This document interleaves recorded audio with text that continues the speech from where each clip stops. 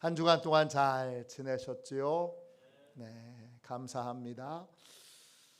풍성한 순종의 열매, 풍성한 순종의 열매, 이런 제목으로 함께 은혜 나누겠습니다.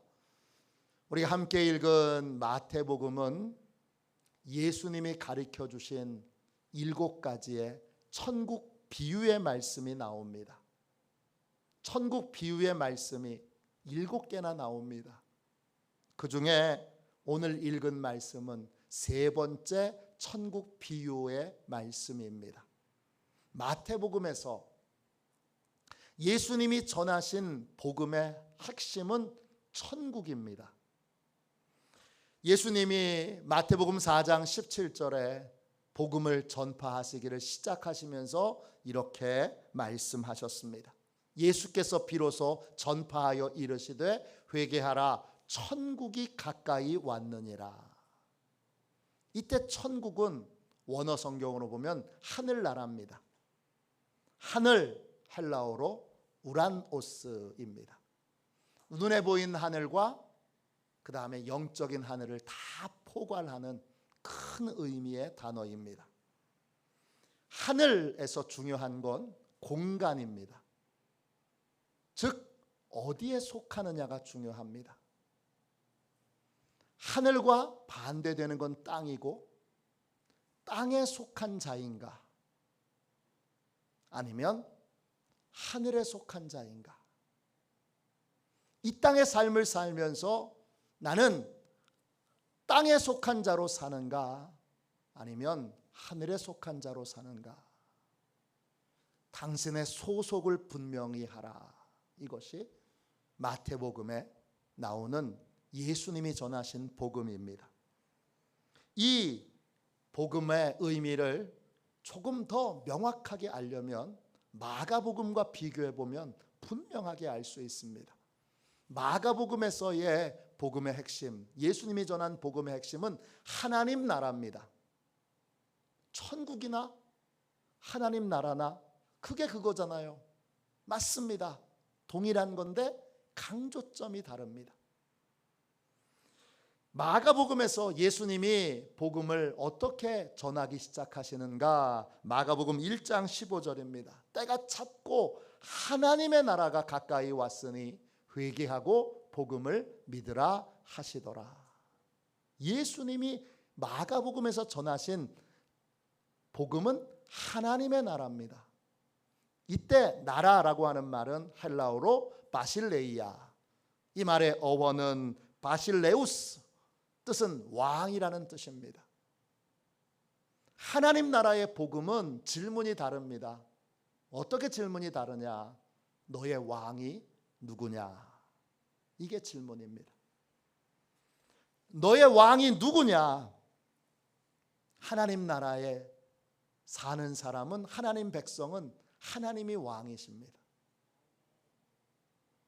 하나님 나라의 복음을 받아들인 사람은 내가 왕이 아니라 하나님께서 왕 되신 삶을 삽니다. 이게 마가복음의 복음입니다. 마태복음의 복음은 다릅니다. 마태복음의 복음의 핵심은 천국입니다. 어느 공간에 속하느냐? 너의 소속을 분명히 하라는 거예요. 하늘에 속한 자로 살 거냐? 땅에 속한 자로 살 거냐? 비록 몸은, 육신은 이 땅의 삶을 살고 있지만 하늘에 속한 자로 삶을 살라는 것이 마태복음의 예수님이 전하신 복음의 내용입니다. 같은 말인데 강조점이 조금 다릅니다. 마태복음에서 예수님께서 전하신 천국 비유의 말씀도 이 땅의 삶을 사는데 어떻게 하늘에 속한 자로 삶을 살 수 있을까?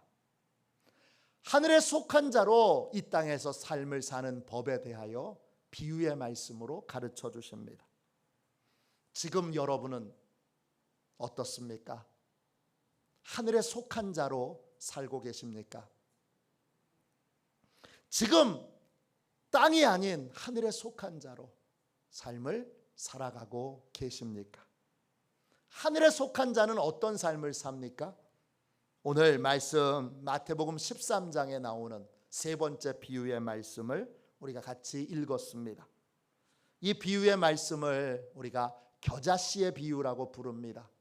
이해하기가 쉽지 않은 비유의 말씀입니다. 오늘 13장 31절을 보십시오. 또 비유를 들어 이르시되 천국은 마치 사람이 자기 밭에 갖다 심은 겨자씨 한 알 같으니. 하늘에 속한 사람은 겨자씨를 자기 밭에 심습니다. 이 비유에서 핵심은 겨자씨를 이해하는 것입니다. 겨자씨에서 씨는 헬라어로 코코스입니다. 이 말은 곡식의 나달입니다. 곡물입니다. 내가 심어서 거둔 것을 다시 말려서 씨앗으로 삼아 뿌리게 되는데 그 내가 거둔 곡식을 잘 말려서 씨앗을 삼는 것, 그 씨앗이 코코스입니다.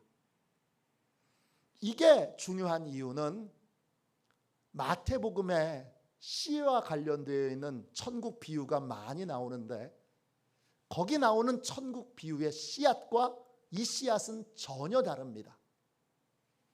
예수님이 천국 비유를 하실 때 첫 번째 마태복음 13장에 나오는 비유는 밭의 비유입니다. 길가에 떨어진 밭, 돌짝밭에 떨어진 밭, 또 가시떨기에 떨어진 밭, 옥토에 떨어진 밭, 이 밭의 비유. 이 비유에서 씨는 천국 말씀입니다.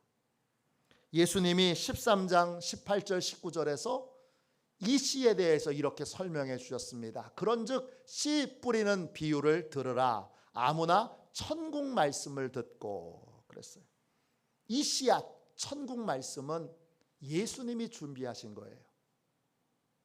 예수님이 준비하신 걸 우리 마음에 심어 주시는 거예요. 그런데 세 번째 이 겨자씨는 다르죠.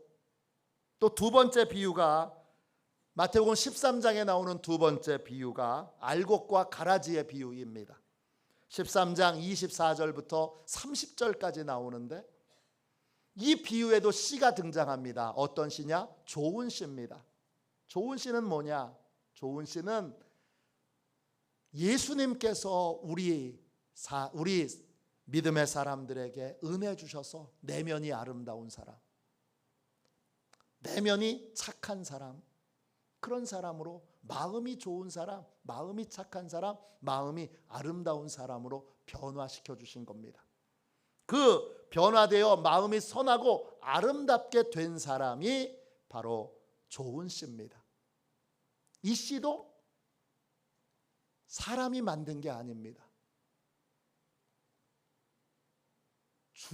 우리 주님이 만들어 주시는 씨앗입니다. 그런데 이 세 번째 비유, 겨자씨 비유는 씨의 출처가 다릅니다.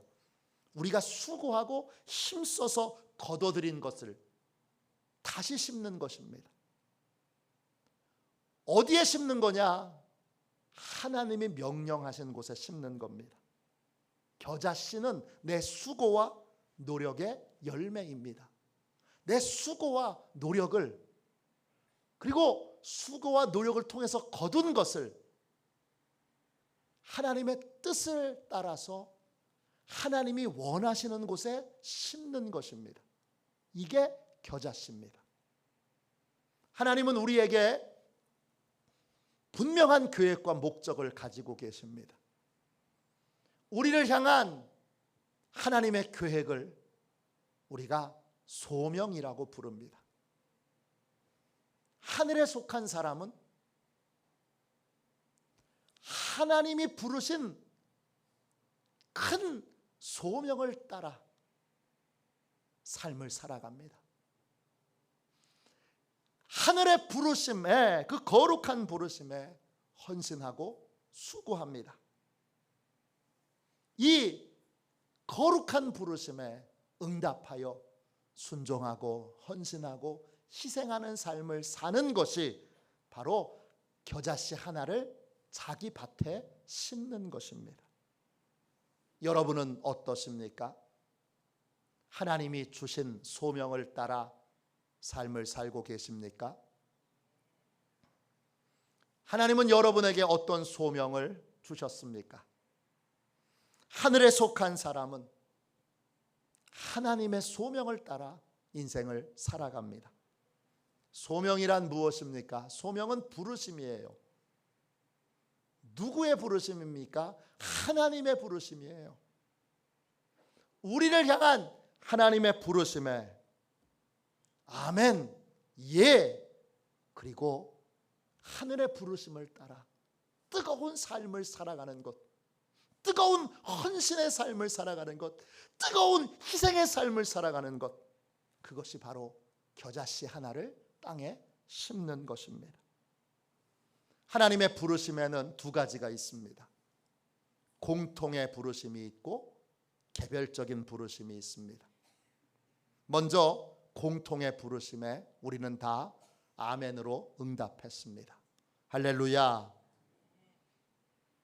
우리는 공통의 부르심에 응답했습니다. 하나님이 우리를 예수님이 왕이신 삶으로 부르셨습니다. 내가 왕 됐던 삶에서 예수님이 왕이신 삶으로 부르셨습니다. 여러분은 다 그 부르심에 아멘으로 응답한 사람들입니다. 맞으시죠? 네. 또 하나님은 우리를 예수님을 목자 삼는 삶으로, 예수님이 목자 되신 삶으로 부르셨습니다. 우리는 예수님의 인도를 따라서 예수님이 먹여주실 것을 믿고 입혀주실 것을 믿고 필요한 걸 다 공급해 주시고 또 보호해 주시고 지켜주실 것을 믿고 그 믿음으로 살고 있습니다. 그 믿음으로 살기로 다 결단한 거 맞으시죠? 네. 꼭 이렇게 해야 아멘을 하시나요? 네. 또 하나님은 우리를 예수님의 제자로 부르셨습니다. 우린 예수님께 배우는 자로 그렇게 부름을 받았습니다. 나는 예수님의 제자입니다. 제자로 우리는 부름을 받았습니다. 또요, 우리는 예배자로 부름을 받았습니다. 우린 전도자로 부름을 받았습니다. 또 우리는 교회를 세우는 자로 부름을 받았습니다. 여러분은 교회를 허무는 자가 아니라 세우는 자가 되십시오. 세우는 자가 바로 하나님의 부름을 받은 자입니다. 오늘날에는 교회를 허무는 자들은 많은데 교회를 세우는, 눈물로 교회를 세우는 자들은 많지 않습니다. 너무 슬퍼요. 너무 아파요. 교회를 세우는 자에게 하나님이 만 가지 은혜와 복을 주신다고 약속하셨는데 교회를 세우려고 하는 자들이 많지 않아요. 왜? 교회를 세우려면 눈물이 필요해요. 교회가 부흥하려면 이 제단이, 이 자리자리가 다 눈물로 차야 됩니다. 근데 안 울어요. 울려고 하는 자들이 많지 않아요. 우리는 하나님이 교회를 세우라고 부르셨어요. 교회를 섬기라고 부르셨어요. 이것이 바로 우리 그리스도인 모두에게 주신 공통된 하나님의 소명입니다. 그리스도인이 된다는 건 이 소명을 받아들인 자가 된다는 것입니다. 이 공통의 부르심 안에서 주님은 우리를 개별적으로 부르십니다. 개별적으로 부르시는 걸 우리가 개별적인 소명이라고 부릅니다. 개별적인 소명을 잘 이해하기 위해서 제가 불 끌어가는 소방차를 예로 들어보겠습니다.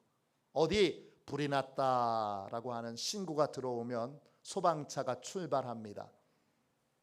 사이렌을 울리면서 소방차가 출동합니다. 우리 이 화도면의 소방대도 저는 뭐 크게 일이 없을 거라고 생각했는데 거의 일주일에 많게는 막 7번씩도 출동하는 것들을 보게 됩니다. 사이렌이 울리면서 소방차가 출동하는데 목적은 뭐죠? 불 끄는 게 목적이에요. 불 끈다는 목적 아래 하는 일들은 다 달라요. 어떤 사람은 소방차를 운전해요. 어떤 사람은 현장에 도착해서 사다리차를 올려요. 어떤 사람은 그 사다리차 꼭대기에 올라타고 있어요. 어떤 사람은 소방 호수에 물을 틀어요. 어떤 사람은 소방 호수를 들고 그리고는 불이 난 곳을 향해서 달려갑니다. 어떤 사람은 방화복을 입고 마스크를 쓰고 도끼를 들고 혹시 그 건물 안에 사람들이 있는지 그 사람들을 구하기 위해서 또 그 건물 안으로 뛰어들어갑니다. 이렇게 불 끈다는 같은 목적 아래 저마다 다른 역할들을 하고 그 역할들이 조화를 이루고 그 역할들이 함께 어우러질 때 순조롭게 불이 꺼지는 것입니다. 불 끄는 사명이 이루어지는 것입니다. 하나님이 우리를 공통의 부르심으로 부르실 때 우리 저마다에게 하나님이 맡기신 일들이 있어요. 그게 개별적인 부르심이에요. 개별적인 부르심이 확실하신 분은 목사님이 아유 집사님, 권사님, 장로님 이거 하세요, 저거 하세요 말씀 안 드려도 돼요. 하나님이 저한테 이거 맡기셨어요. 그래 그분은 하나님이 그만하라고 할 때까지 그 일을 충성스럽게 합니다. 그게 개별적인 소명을 받은 사람의 모습이에요. 개별적인 부르심은요 언제나 이 공통의 부르심 안에서 이루어집니다. 하늘에 속한 사람들은 공통의 부르심이든 개별적인 부르심이든 언제나 하나님의 부르심에 예, 아멘 이렇게 응답한 사람들입니다. 이 사람들은 하늘의 소명을 따라 뜨거운 인생을 삽니다. 열정적인 인생을 삽니다. 오늘날 많은 사람들이 절망에 허덕입니다. 왜 절망할까요? 많은 이유가 있지만 핵심적인 이유는 하늘의 거룩한 부르심, 그 거룩한 부르심을 모른 채 왜 인생을 사는지, 내가 왜 여기 있는지 그 이유를 모르기 때문입니다. 위대한 소설가인 도스토옙스키는 거룩한 영혼이지요. 그분이 쓰신 신앙소설 가운데 가장 위대한 소설은 까라마조프의 형제들입니다.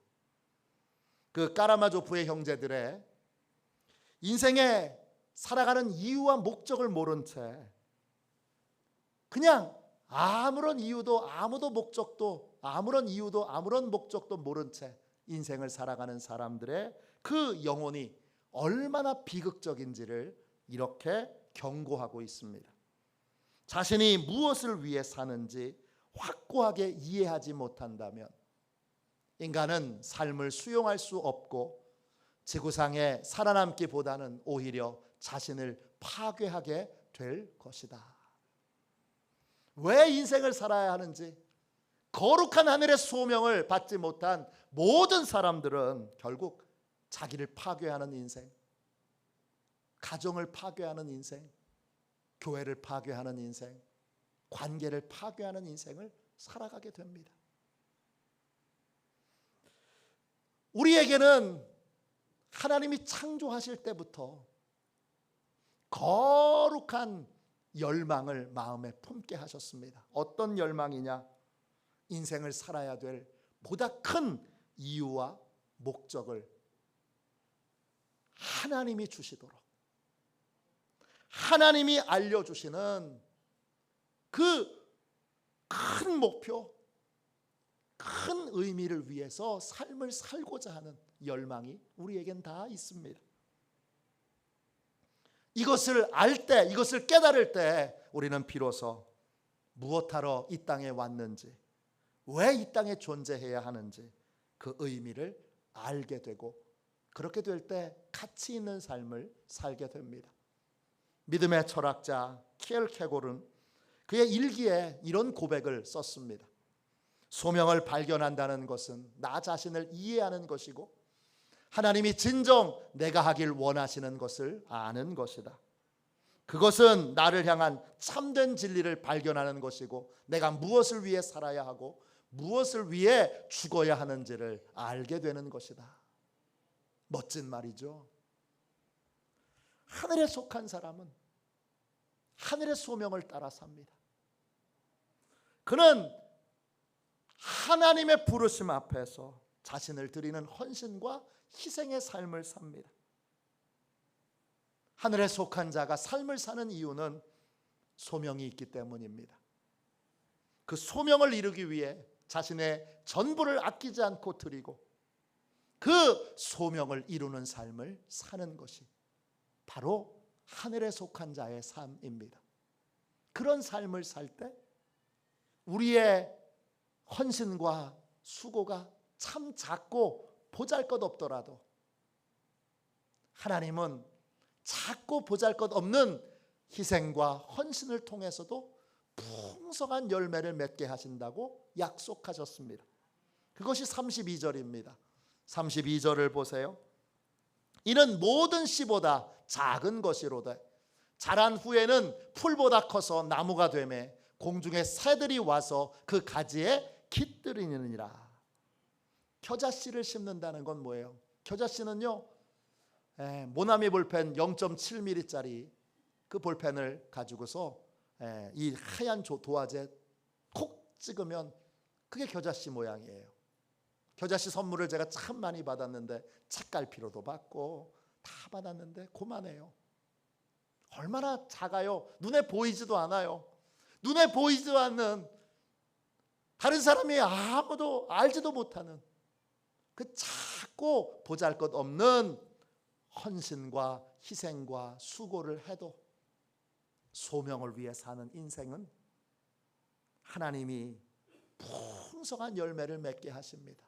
그 겨자씨가 나무가 되고 커다란 나무가 되어 공중의 새들이 와서 깃들고 쉴 수 있는 아름드리 나무로 하나님이 만들어 주신다고 약속하셨어요.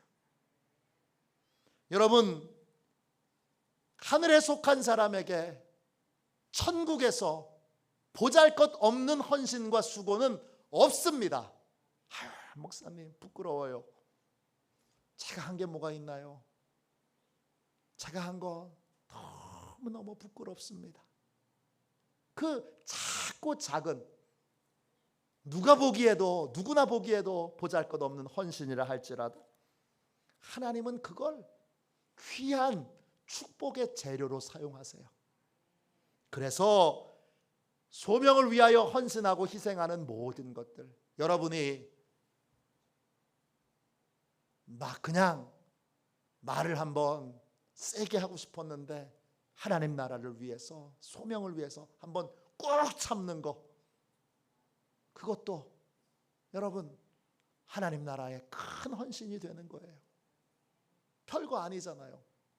근데 그것도 꾹 참는 거, 한 번 참는 거, 그것도 하나님 나라에서는 너무나 귀한 일인 거예요. 지금 하나님 나라를 위하여 소명을 따라 삶을 살고 있는데, 소명을 위해 헌신하고 있는데, 희생하고 있는데 아무런 열매가 없습니까? 낙심하지 마세요. 하나님이 반드시 열매 맺게 해 주실 줄로 믿습니다. 믿습니다. 네, 아멘이죠.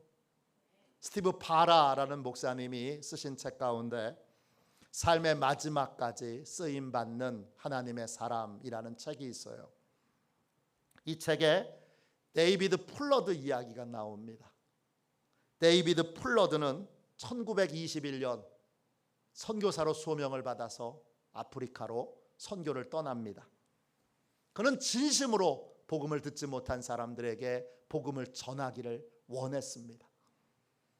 뜨거운 열망을 가지고 아프리카에 도착했는데 아프리카의 사역은 그가 예상했던 것보다 훨씬 더 어렵고 힘들었습니다. 아프리카 사람들은 복음에 적대적입니다. 그리고 복음에 무관심했습니다. 매일매일 복음을 전하는데 그가 아프리카에서 전도한 사람은 아주 작고 바싹 마른 사내 아이 하나입니다.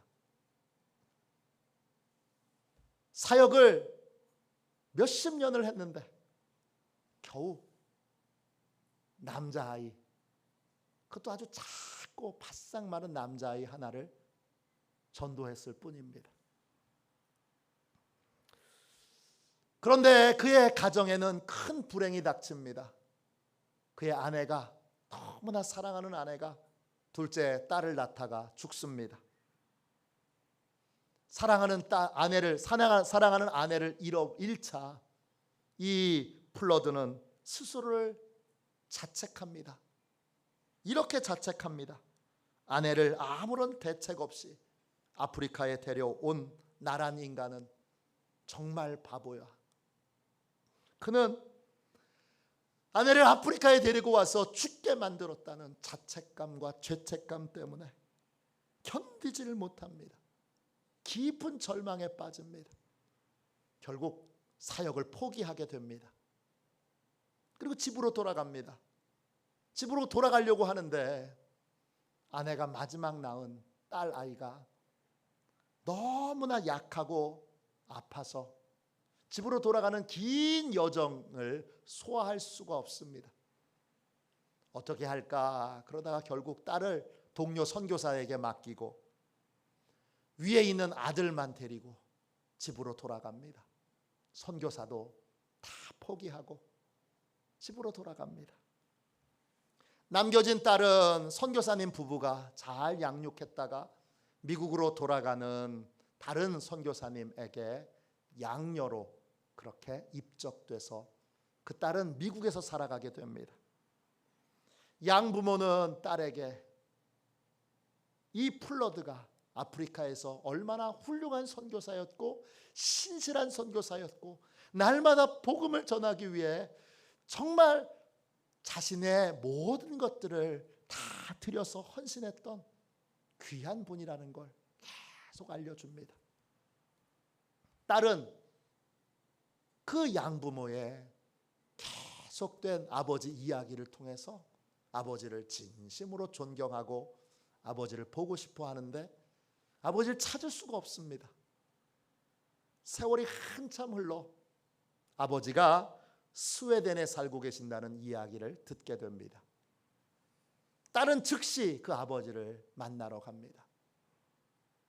아버지 플러드는 아주 허름한 아파트에 비참하게 살고 있었습니다. 당시 73세였던 플러드, 그 플러드가 사는 방 안에 들어가니까 술병이 나동 걸려져 있고 플러드는 거의 폐인이 되어 있었습니다. 딸은 아버지를 만나자 아버지를 꼭 껴안아 줍니다. 입에서는 술 냄새가 나고 목욕은 언제 했는지 온몸에는 악취가 나는데 딸은 조금도 개의치 않습니다. 딸은 아빠를 꼭 안으며 이렇게 말합니다. 아빠, 저는 변함없이 아빠를 사랑해요. 변함없이 아빠를 존경합니다. 우리 하나님도 아빠를 변함없이 사랑하십니다.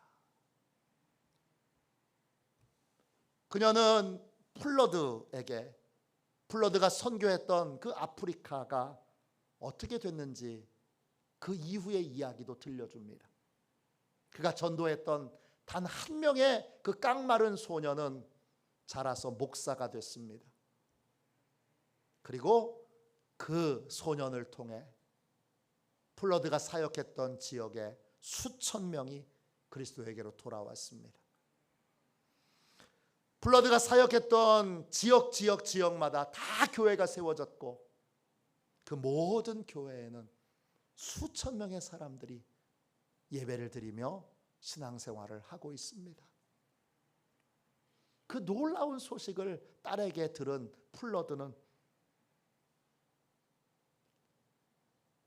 뜨거운 눈물을 흘리면서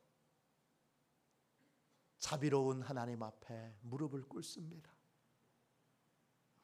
그는 하나님을 믿지 못하고 하나님께 반항했던 자신을 용서해 달라고 기도합니다. 그는 낙심하여 하나님을 떠났습니다. 그런데 하나님은 플러드가 헌신한 것에 풍성한 열매를 맺게 하셨습니다. 플러드는 그날 40년 만에 하나님께로 돌아왔습니다. 그리고 6개월 후에 하나님의 부름을 받게 됩니다. 실패로 끝난 줄 알았던 플러드의 헌신과 수고는 하나님의 놀라운 은혜로 상상할 수 없을 만큼 풍성한 열매를 맺었습니다. 하나님의 부르심에는 여러분 후회하심이 없습니다. 로마서 11장 29절입니다. 하나님의 은사와 부르심에는 후회하심이 없느니라. 거룩한 하나님의 부르심을 따라 사십시오. 그 인생은 가치 있는 인생이고 반드시 풍성한 열매를 맺게 될 것입니다. 하나님의 부르심에 여러분 헌신하고 수고하는 삶을 사십시오. 하나님의 부르심에 헌신하고 수고하는 삶은 결코 헛되지 않습니다. 여러분 고린도전서 15장 58절 그러므로 내 사랑하는 형제들아 견실하며 흔들리지 말고 항상 주의 일에 더욱 힘쓰는 자들이 되라. 이는 너희 수고가 주 안에서 헛되지 않은 줄 알미라. 예수님이 겨자씨 비유를 통해서 우리에게 주시려는 교훈이 이 말씀에 담겨 있습니다. 소명을 따라 삶을 살 때 견실하며 흔들리지 말고 항상 주의 일에 더욱 힘쓰는 사람이 되십시오. 그 수고와 헌신은 결코 헛되지 않습니다. 가치 있는 삶을 우리는 살기 원합니다. 저한테 제 인생의 소원이 뭐냐 이렇게 물으시면 저는 가치 있는 삶을 사는 겁니다. 의미 있는 삶을 사는 겁니다. 열매 맺는 삶을 사는 겁니다. 어떻게 해야 가치 있고 의미 있고 열매 맺는 삶을 살 수 있습니까? 하늘의 부르심을 따라 사는 것입니다. 하나님의 부르심에 응답하여 희생하고 또 섬기고 헌신하는 삶을 사는 것입니다. 그러면 하나님이 풍성한 열매를 분명하게 약속하셨습니다. 풍성한 열매를 맺는 삶이 이루어지게 될 것입니다.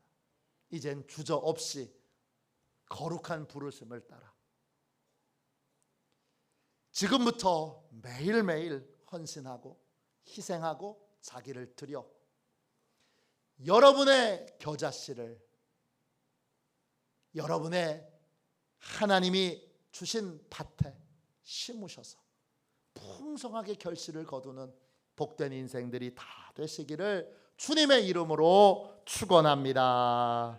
이 시간 우리 함께 찬송가 445장 1절을 두 번 찬양하고 함께 소명에 눈뜨게 해 주십시오. 공동의 소명에 눈뜨게 해 주십시오. 개별적인 소명에 눈뜨게 해 주십시오. 그리고 주저없이 소명에 헌신하는 삶, 소명을 위해 나를 드리는 삶을 살게 해 주십시오. 나의 겨자씨를 하나님이 심으라 하시는 곳에 담대히 심을 수 있는 하늘에 속한 자로 살게 해 주십시오. 그렇게 우리 이 찬송 부르고 뜨겁게 기도하도록 하겠습니다.